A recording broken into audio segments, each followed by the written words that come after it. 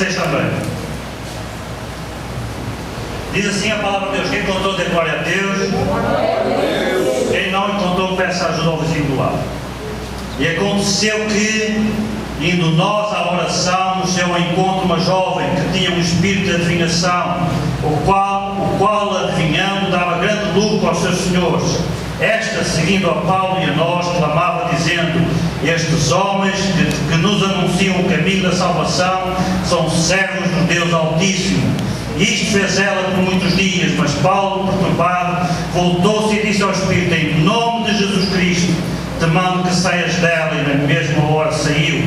E vendo os seus senhores que a esperança do seu lucro estava perdida, prenderam a Paulo e a Silas e os levaram à praça, à presença dos magistrados. E apresentando-os aos magistrados, disseram: estes homens são judeus, perturbam a nossa cidade e nos expõem costumes que não nos é lícito receber e praticar, visto que somos romanos. E a multidão se levantou unânime contra eles, e os magistrados, rasgando-lhes as vestes, mandaram açoitá-los com varas. E, havendo-lhes dado muitos açoites, os lançaram na prisão, mandando ao carcereiro que os guardasse com segurança, o qual, tendo recebido tal ordem, os lançou no cárcere interior e lhes segurou os pés no tronco. E perto da meia-noite, Paulo e Silas oravam e cantavam hinos a Deus, e os outros presos os escutavam. E de repente sobreveio um tão grande terremoto que os alicerces do cárcere se moveram, e logo se abriram todas as portas, e foram soltas as prisões de todos. E acordando o carcereiro e vendo abertas as portas da prisão, tirou a espada e quis matar-se, cuidando que os presos já tinham fugido. Mas Paulo clamou com grande voz, dizendo: não te faças mal, que todos aqui estamos. E pedindo luz, saltou dentro, e todo trêmulo se prostrou ante Paulo e Silas, e tirando-os para fora, disse-lhes: senhores, que é necessário que eu faça para me salvar? E eles lhe disseram: crê no Senhor Jesus Cristo e serás salvo, tu e a tua casa. E lhes pregaram a palavra do Senhor e a todos que estavam em sua casa. E tomando-os ele consigo naquela mesma hora da noite, lavou-lhes as feridas, e logo foi batizado, ele e todos os seus. E levando-os à sua casa, lhes pôs a mesa, e na sua crença em Deus alegrou-se com toda a sua casa.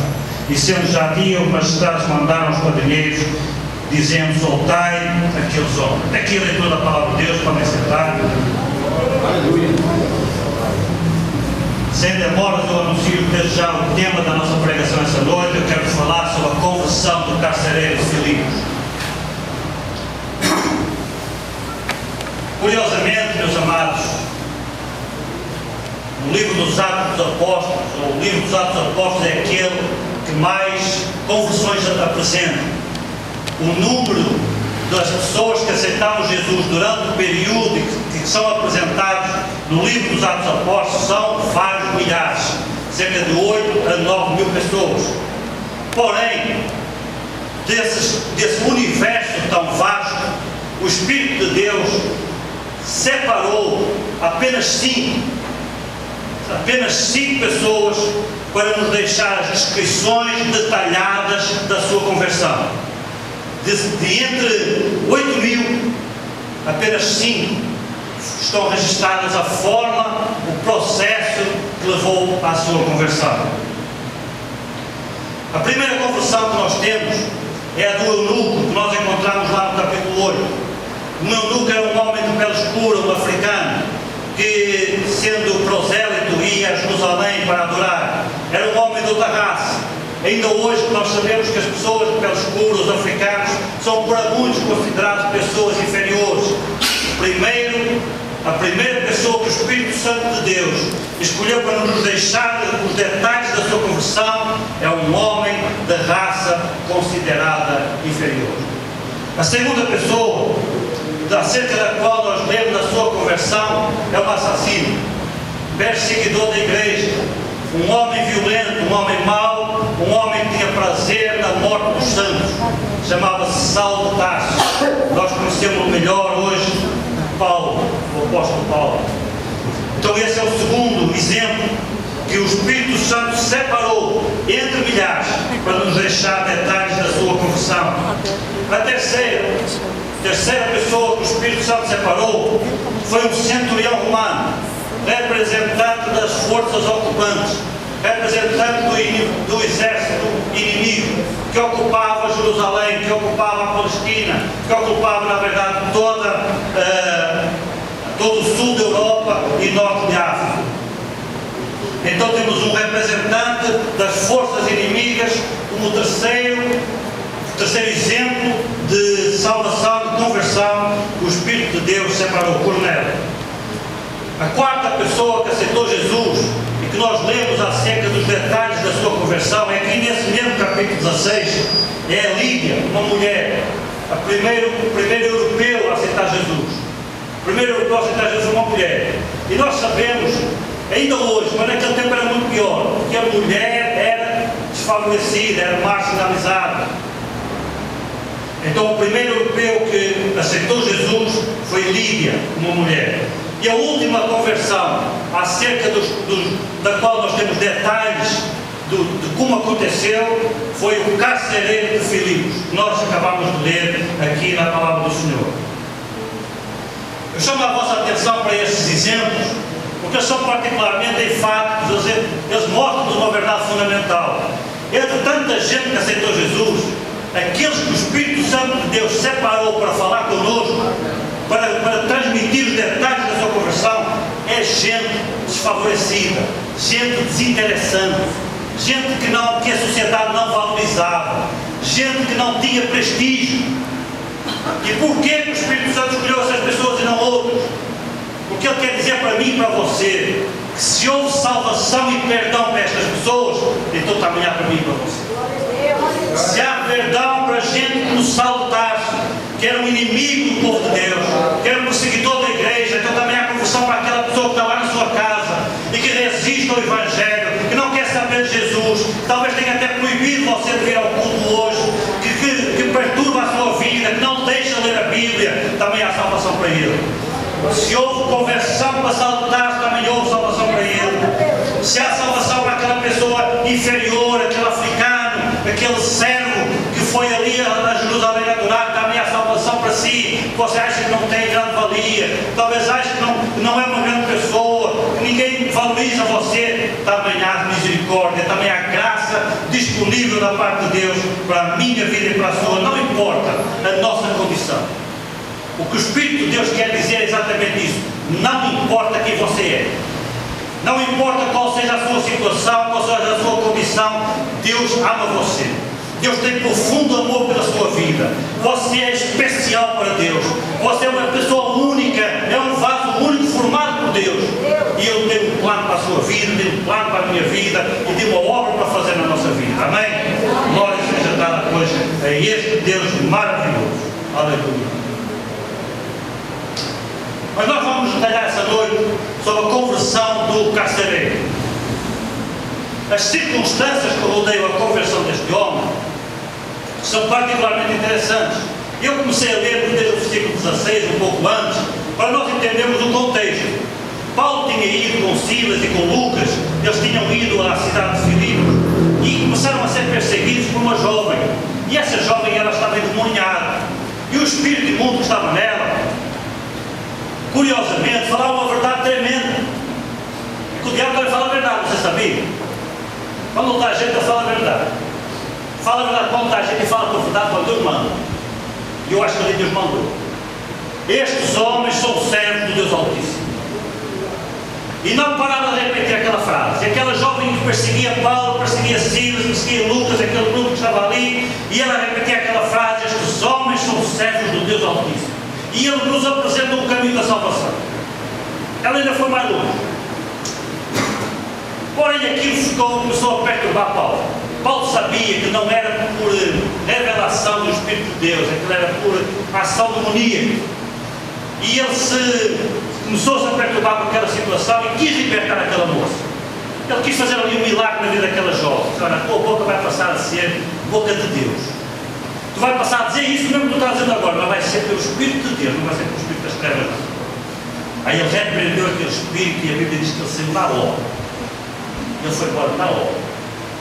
E quando o espírito saiu, os senhores dela, que ela era uma escrava, os senhores dela viram que o lucro que ela lhes dava, porque ela adivinhava coisas na vida das pessoas, isso trazia lucro para os senhores dela. E eles viram que o lucro estava perdido, ficaram cheios de inveja de Paulo, de Silas, de Lucas. Aí o que é que eles fizeram? Foram ter com os magistrados, os juízes da cidade, conseguiram dar a volta à cabeça dos juízes para que prendessem Paulo. E então, em meio a esta situação, nós temos um encontro entre Paulo e Lucas e Silas com o carcereiro. Eles são presos, foram açoitados, diz a Bíblia Sagrada que eles foram aceitados severamente e foram entregues então ao carcereiro da cidade.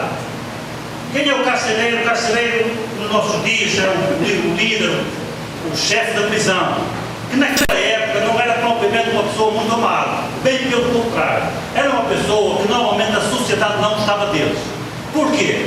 Porque se hoje nós temos problemas da justiça, na justiça, naquele tempo era muito pior. As pessoas eram julgadas, eram condenadas sem julgamento. Paulo aqui neste texto, ele é condenado sem julgamento. Notem que no final, depois quando eles mandam ele ser solto, assim, não é desse jeito não. Nós somos cidadãos romanos e fomos condenados sem julgamento. Onde é que está a justiça? Aí eles ficaram com medo, porque era proibido, não podia fazer, era uma arbitrariedade. Então muitas vezes os carcereiros, eles eram parte dessa arbitrariedade, eles eram muito cruéis, eles batiam, não olhavam nem como. Então o povo da cidade não gostava deles, eram pessoas mal amadas. Só para vocês entenderem quem era o carcereiro. Era um camarada, não muito querido na cidade, ninguém gostava dele, e ele tinha aquela função, tinha aquele trabalho de tratar bem os presos, tratar bem entre aspas. Ele batia-os, eles aceitavam-nos, eles faziam-lhes mal, eles eram particularmente duros. Vocês notem que quando Paulo e Silas é preso, ele recebe uma ordem. Qual era a ordem? Guarda-os em segurança. Os magistrados, os juízes, só disseram que era para guardar em segurança. Eles não disseram que era para fazer mais nada. Olha, guarda-os aí com segurança, para não fugir. Como é que o carcereiro interpretou a ordem? Da pior forma possível, com a maior crueldade possível. Para ele guardar em segurança era o quê? Colocá-lo no pior lugar do cárcere interior. Era uma prisão dentro da prisão, lá no fundo. E não só preso no cárcere interior, mas com os pés amarrados no tronco. Ele interpretou a coisa do jeito dele, com a máxima crueldade. Ele não estava aí, nem para quem era. Na realidade não eram dois assassinos, não eram dois criminosos, eram dois homens de Deus. Duas pessoas só faziam bem, mas ele não se importava com isso, ele não se movia. Estas pessoas eram pessoas tão duras de coração que eles não se compadeciam de ninguém, não se compadeciam com o sofrimento de ninguém. Quando Paulo e Silas chegou lá, já estavam particularmente feridos, tinham sido açoitados com varas, severamente, com muitos açoites. Mas eles não estavam em boas condições físicas, mas ele não quis saber, pagou neles e não está tão pior ainda. E foi lá colocá-los no cárcere interior, prendeu aqueles homens e foi para a casa dele, foi para a vida dele, foi dormir. Então surge um elemento de surpresa. Algo extraordinário acontece nesta noite que bagunça tudo. Às vezes é assim na nossa vida. Está tudo bem e de repente acontece algo fora do comum, algo inesperado, que mexe tudo, abala os alicerces da nossa vida. Tem gente que para aceitar Jesus precisa de um terremoto. Tem gente que só aceita Jesus com um terremoto. Dizem que a maior parte das pessoas que aceitam Jesus, aceitam numa situação de crise. A maior parte das pessoas que aceitam Jesus num momento de crise. Por quando está tudo bem, ninguém quer saber de Jesus. Então o que é que Deus faz? Deus manda um terremoto. Foi o que aconteceu com a vida deste homem aqui. Deus mandou um terremoto, abalou os alicerces dele, da vida dele, o mundo dele caiu em cima da cabeça, de tal ordem que ele pensou em se suicidar. E aí sim ele ficou quebrantado o suficiente para se abrir para Deus. Então vem um terremoto. É um terremoto muito especial. Eu não sei se vocês já ouviram falar histórias de terremoto. Aconteceu agora recentemente no Chile. tudo derrubado, tudo arrasado. E a Bíblia diz que foi um tão grande terremoto, não é assim que diz na nossa Bíblia? Um tão grande terremoto. Não foi um pequeno abalo, não. Foi um tão grande terremoto. Mas vocês já ouviram falar de um tão grande terremoto que só abre portas e solta cadeias? Eu só conheço esse aqui. Um terremoto cirúrgico. Vocês conhecem aquelas bombas nucleares, aquelas bombas lá dos americanos, os mísseis de cruzeiro, que eles até andam pela porta? Esse terremoto era assim, só que há 2000 anos atrás. Ele entrou no lugar certo, só mexeu naquilo que era para mexer e fez a obra que era para fazer.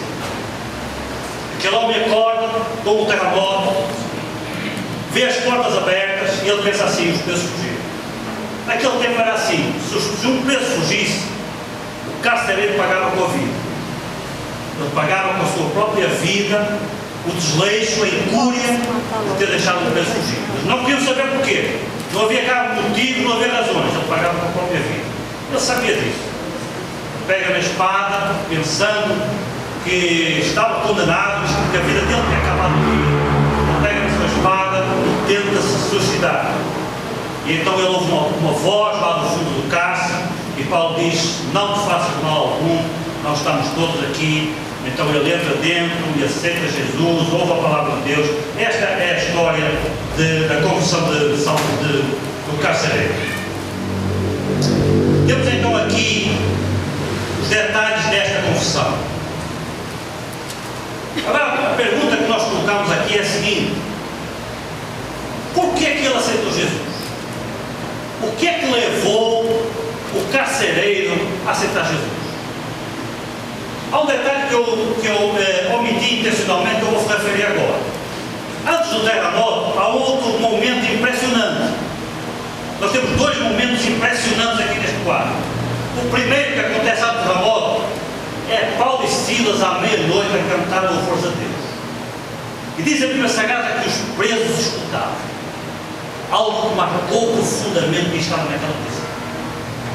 Primeiro facto impressionante: dois homens presos, açoitados, amarrados com os pés no tronco, lá no cárcere interior, a louvar a Deus à meia-noite e a impactar a vida daqueles que estavam ali a ouvir. Segundo facto impressionante: um terremoto cirúrgico que só abre portas e solta cadeias. Por que é que o carcereiro aceitou Jesus? O que é que levou o carcereiro a aceitar Jesus? Terá sido os louvores de Paulo? Foi por causa dos louvores de Paulo que ele aceitou Jesus? Não. A Bíblia Sagrada diz que ele dormia. Dormia tranquilo, não era nada por ele. Os louvores de Paulo impressionaram todo mundo na cadeia, menos o carcereiro. Ele não se deixou mover pelos louvores, pelos cânticos, pela adoração que Paulo e Silas estavam a fazer. Não se impressionou com isso. Tem gente que vem aqui ao culto, ouve uma palavra poderosa, ouve louvores poderosos e não se deixa tocar. Não se deixa impressionar, foi um pouco carcereiro. Tem gente que é assim. E Deus tem outros métodos para trabalhar. Então não foram os louvores de Paulo, certo? Terá sido o terremoto? Foi por causa do terremoto que ele aceitou Jesus? Não. O terremoto máximo que provocou na vida do carcereiro foi levá-lo ao suicídio. Em consequência do terremoto, ele decidiu colocar um termo, um fim na sua vida. O máximo que se conseguiu com o terremoto foi o suicídio do carcereiro. Então, por que que o carcereiro aceitou Jesus? O carcereiro aceitou Jesus porque ele compreendeu três verdades que eu e você precisamos entender essa noite. Ele compreendeu três verdades fundamentais da palavra de Deus que eu e você precisamos saber hoje e que vão fazer toda a diferença na nossa vida. Primeira verdade: num ápice, de um momento para o outro, num relâmpago, ele compreendeu que Deus sabe todas as coisas. Ele estava com a espada na sua mão, pronto para se suicidar. Algo acontece e ele entendeu isto: Deus sabe tudo. Deus sabe tudo. Não há nada que escape ao olhar de Deus. Diria o salmista: onde irei eu? Subirei ao mais alto dos montes, descerei ao mais fundo dos abismos. Tu está lá, tu chegaste antes de mim. Este homem entendeu isto: não adianta o que eu faça, Deus sabe. tudo o que se passa na minha vida. Deus sabe tudo o que se passa na tua vida. Ele conhece o teu levantar e o teu deitar. Deus conhece os teus sonhos. Deus conhece os teus pesadelos. Deus conhece os teus problemas. Deus sabe tudo. E Ele sabe tudo. Primeira coisa que Ele entendeu, Deus sabe tudo. Notem, diz a Bíblia Sagrada que era quase meia-noite. Naquele tempo não havia energia elétrica. Era quase meia-noite e Paulo e Silas estavam no cárcere interior, lembra? Um lugar particularmente escuro dentro da prisão. Era quase meia-noite, não havia luz. Nós lemos que o carcereiro pediu luz para entrar dentro, e pedindo luz, entrou dentro, não havia luz. Então a pergunta que certamente surgiu na mente do carcereiro foi esta: como é que Paulo e Silas sabem que eu me vou suicidar? Como é que Paulo e Silas sabiam, lá do fundo do cárcere interior, que o carcereiro se ia suicidar? Ele está com a espada na mão, ninguém está a ver. Paulo e Silas estão lá no cárcere interior, com os pés amarrados no tronco, e ele vai se suicidar e ouve uma voz lá do fundo: não te faças mal algum, sabe todos aqui. E ele certamente colocou esta pergunta na sua mente: como é que ele sabe? E só havia um jeito: o Deus dele sabia. E ele não sabia, mas o Deus dele sabia. Deus sabe. Deus sabe tudo o que se passa na minha vida e na tua. Não há nada que escape ao olhar de Deus. Deus conhece o meu pecado e conhece o teu pecado. Ele conhece a necessidade da tua alma, conhece a carência da tua personalidade. Ele sabe tudo o que tu precisas. Não adianta tu fugir de Deus, tu se esconder de Deus, fazer de conta que tu não é pecador. Sabe, tem gente que faz de conta que não é pecador. Conheço pessoas assim. Eu não sou muito pecador, tem gente pior do que eu. Quando você diz que tem gente pior do que eu, sabe o que é que você está a dizer? Você está a esconder o seu pecado. Está a ocultar, está a camuflar o seu pecado. Está a colocar os outros, o caso dos outros, na frente do seu, que é para que os seus não apareçam, para aparecer aos outros. É uma camuflagem. Mas Deus sabe. Não importa o que você coloca na frente, não importa as boas obras que você coloca na frente, para tentar tapar o seu pecado, Deus sabe tudo. Ele conhece o oculto e o escondido. Ele conhece a sua alma como você não conhece. Ele conhece o coração do homem como o homem não conhece. Deus sabe tudo. Ele sabe que você é pecador. Ele sabe que você precisa de Deus. Ele sabe porque que você vive desse jeito. Ele conhece toda a sua vida. Até aquilo que você tenta esconder, que mais ninguém sabe, só você sabe. Deus sabe. Não adianta se esconder de Deus. Não adianta se esconder de Deus, meus queridos. Deus sabe tudo a meu respeito, Deus sabe tudo a seu respeito. Então a única atitude que nós temos que tomar é nos derramarmos na presença de Deus. Foi exatamente isso que esse carcereiro se fez. Ele foi na presença de Paulo e se derramou na presença dele. O que é que eu tenho que fazer para me salvar? O que há que eu preciso fazer? Ele se derramou completamente, se rendeu. Ele desistiu de resistir. Deus sabe tudo. Ele conhece-nos a nossa vida. Segunda coisa que ele entendeu, que Deus, além de saber tudo, Ele pode tudo. Ele tem todo o poder. Deus tem poder. A Bíblia Sagrada diz que Deus salva o pecador pelo seu amor. Mas a Bíblia Sagrada também diz que Deus salva o pecador pelo seu poder. A salvação, o Evangelho, é o poder de Deus para a salvação de todo aquele que crê. É poder de Deus. Salvar uma alma exige poder de Deus. Não é só misericórdia e graça. Também. Mas poder. Deus teve poder para abalar a vida daquele homem. Não foram só os alicerces do cárcere que abalaram, não. Foram os alicerces da vida dele. Talvez foram os que abalaram mais. Os alicerces da vida dele abalaram mais que os do cárcere. E ele entendeu isto. Quando ele sente aquele terremoto, quando ele vê as portas abertas, ele pensou racionalmente. Um homem entendido em prisão, ele sabia tudo acerca daquela prisão. E ele sabia, com estas portas abertas, os presos fugiram. Nós sabemos que o preso, que criminoso, se ele tem uma oportunidade para fugir, ele foge mesmo. Então não é?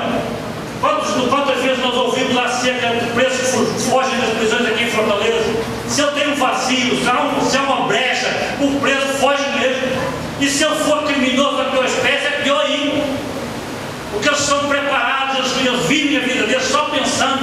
maquinando como é que vou fugir. Então ele certamente pensou assim: como é que um terremoto que abre as portas e solta as cadeias e ninguém foge? Que Deus é este? Que além de saber tudo o que se passa na minha vida, até o que eu vou fazer no escondido da noite, Ele tem poder para soltar, para abrir essas portas, soltar essas cadeias e segurar os presos lá dentro. Deus tem todo o poder.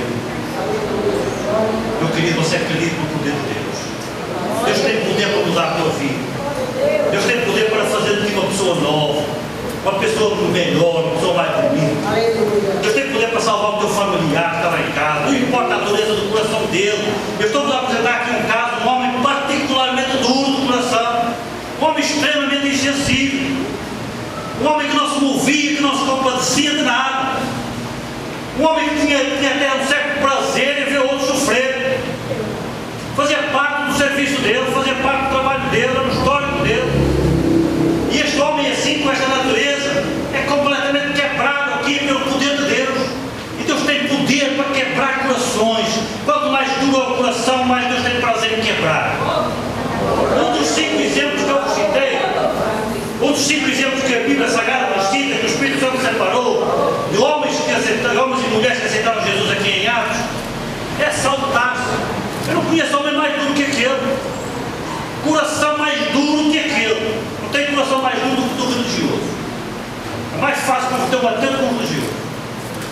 O religioso acha que sabe, acha que está por dentro, acha que entende da coisa. O ateu não, o ateu sabe que não sabe. Ele não crê, mas ele sabe que não sabe. Começa a falar, mas não diz ainda que entende muito. O religioso não, ele acha que entende. Convencer o religioso é muito mais difícil do que convencer um ateu ou um agnóstico. Pois então aqui nós temos um religioso, fariseu de fariseus, discípulo de Gamaliel, homem que sabia tudo acerca da lei.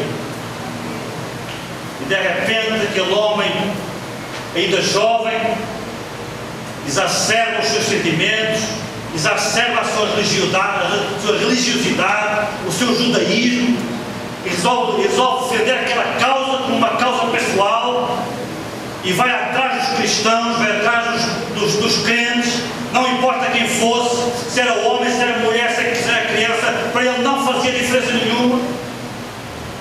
Não importa se a pessoa se era boa, se era má, se era ruim, não importa. Diz a Bíblia Sagrada que ele vai atrás dele e coloca na prisão. Mas o que mais me impressiona não é isso. A Bíblia Sagrada fala acerca de Estevão. E diz que Estevão era um homem de Deus. De todos aqueles que foram separados ali em Atos 6, Estevão era o que mais se evidenciava, cheio do Espírito Santo. Cheio do Espírito Santo. Um homem como Saulo de Tarso, formado por Gamaliel, só aquele discurso de Estevão era o suficiente para o quebrar. O discurso de Estevão é tremendo. Um homem de profundo conhecimento da Escritura Sagrada. Um fariseu de fariseu tinha que se quebrar naquele discurso, naquela pregação. Pois ele não se quebrou. Pior ainda, diz a Bíblia Sagrada que ele consentiu e teve prazer na morte de Estevão. Você sabe o que significa ter prazer na morte de um santo? Que tipo de coração é preciso ter? Que dureza de coração é preciso ter para consentir na morte de um santo? Consentir na morte de um criminoso é uma coisa. Às vezes tem gente aí que faz coisa errada e a gente cá dentro a gente diz assim: rapaz, é pena não ter pena de morte. Havia de ter pena de morte.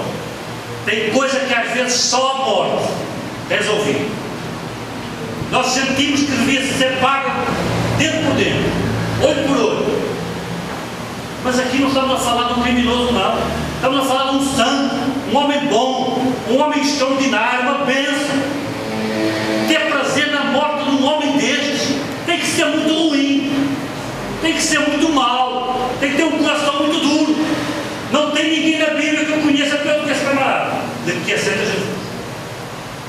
Tem pior, mas não aceita.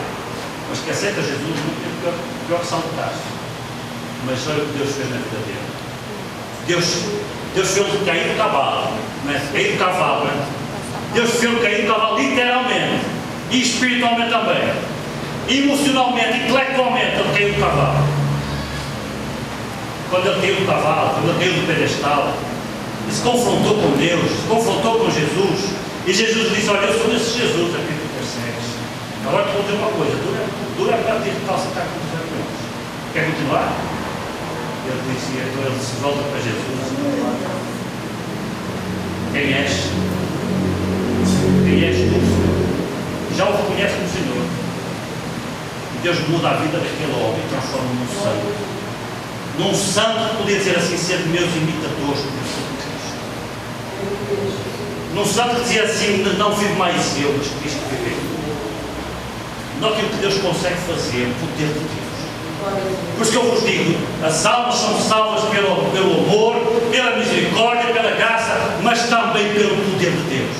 Este homem entendeu isto. Ele entendeu o poder de Deus. Naquela noite, ali a quebrar tudo, a quebrar o seu coração, a mover-se para que ele ali se rendesse. Ele entendeu isto. A ficha caiu. Nós temos aqui um homem, literalmente, é que a ficha caiu. Em poucos segundos, ele entendeu que não tinha entendido a vida toda. E a terceira coisa que ele entendeu o amor de Deus. Não te faças mal. Foi a palavra evangelística. Não te faças mal. Deus usa coisas tremendas. Como é que ali aceita Jesus como fala assim: não faças mal? Ele se quebrou com esta fala aqui: não te faças mal.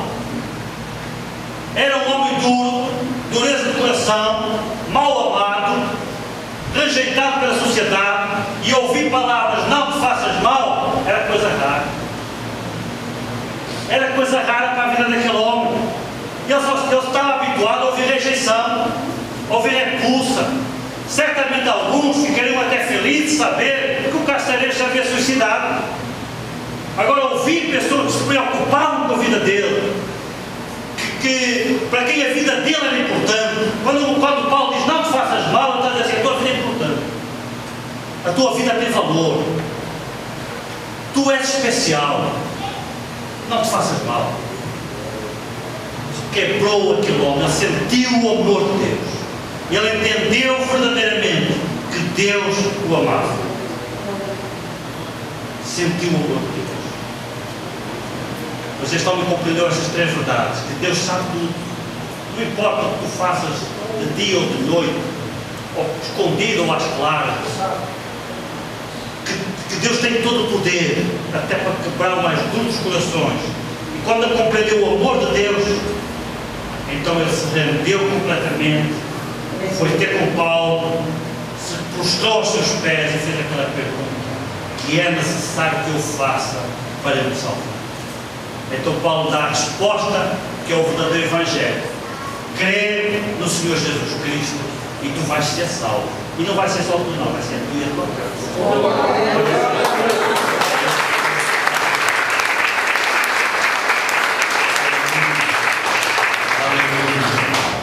Crê no Senhor Jesus Cristo e tu vais ser salvo, tu e a tua casa, meu querido. É isso que vai acontecer na tua vida.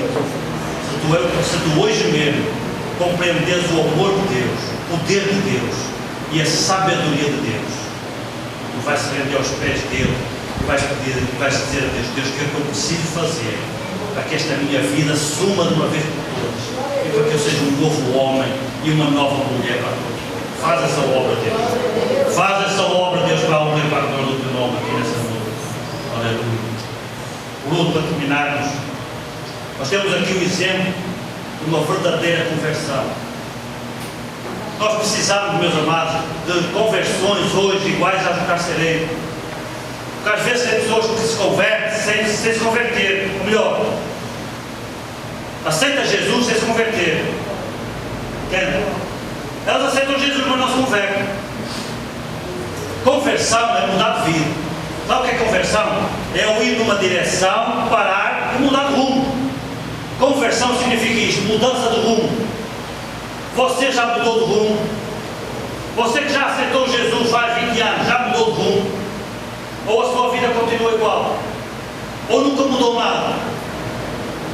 Alguém escreveu o seguinte: Jesus nos recebe como somos, mas depois que Ele nos recebe, nós já não ficamos mais como somos.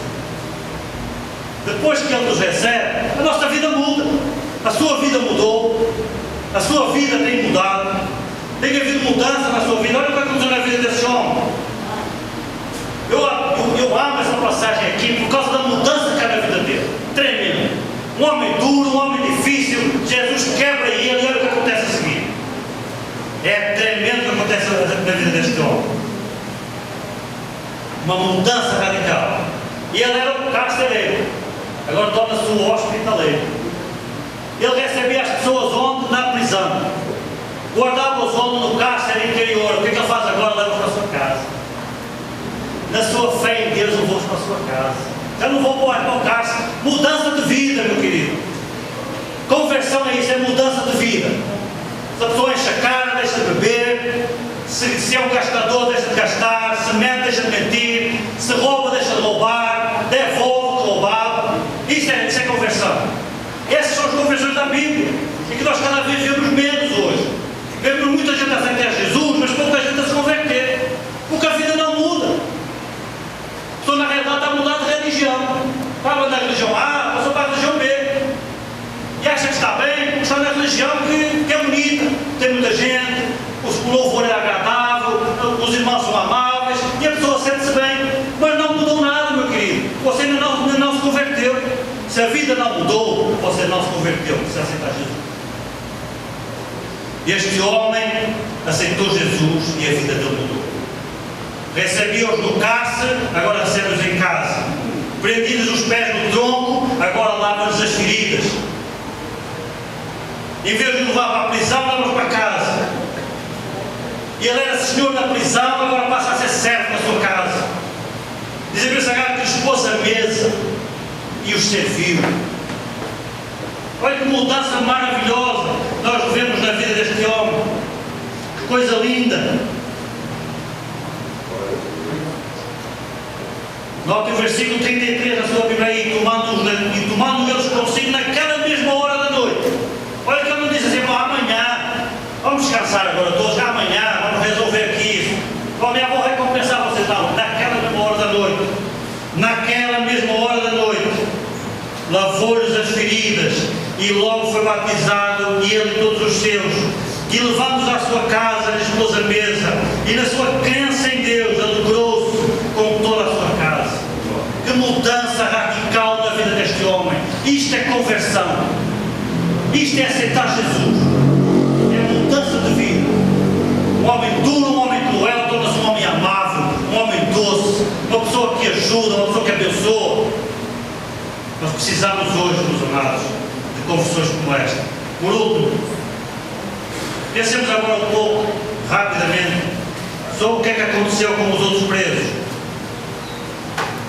Naquela noite, muita gente naquela prisão viu o que aconteceu, ouviu os louvores de Paulo à meia-noite, sentiu o terremoto a abalar aquela prisão, viu as portas abertas, viu as suas cadeias soltas, viu o carcereiro tentar suicidar, viu o carcereiro aceitar Jesus, viu a mudança de vida na vida do carcereiro.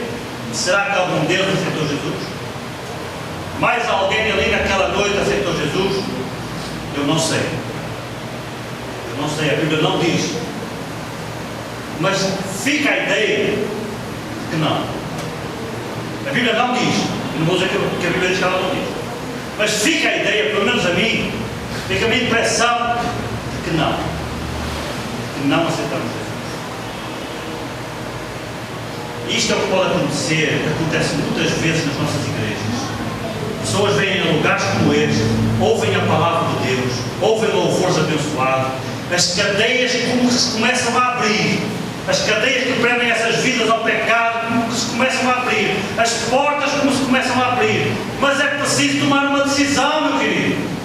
Se não tomar uma decisão, sabe o que acontece? Acontece o mesmo que aconteceu com aqueles presos. As cadeias voltam-se a fechar e as portas voltam a ser batidas e eles continuam presos, escravos ao seu pecado.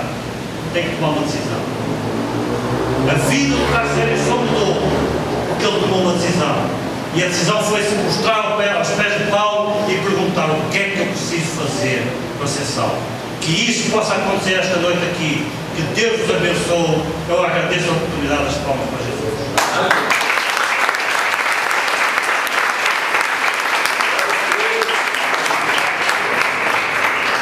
Louvado seja Deus. Igreja, quando o Senhor fala do seu irmão, a partir de agora é com você. Diga para ele. Mas diga assim, a partir de agora é com você. Sofre e para esta vida, se está preparado para outra. Cuidado, as almas, elevando o tradução da consciência sua, no purgatório, sofrendo a língua, para essa alma e nos coloca sempre a vergonha. Nós somos filhos,